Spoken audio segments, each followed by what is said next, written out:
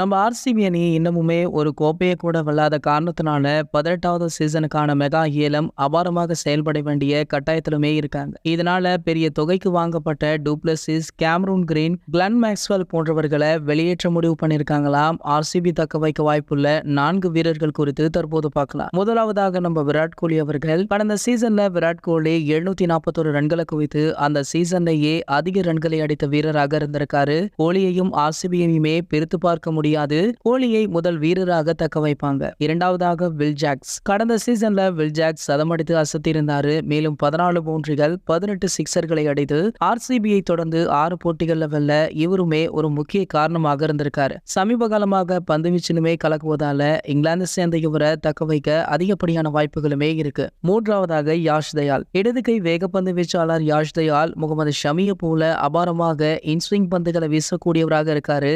வளர்ந்து வரும் பவுலராக இருக்கும் இவரை ஆர்சிபி தக்க வைக்க அதிக வாய்ப்புகளுமே இருக்கு. இறுதியாக பாத்தீங்கன்னா முகமது சிராஜ். ஆர்சிபி அணியில இருந்த தரமான பவுலர்கள்ல யுஸ்வேந்திர சகல், ஹர்ஷல் பட்டேல் ஆகியோரை வெளியேற்றிட்டாங்க.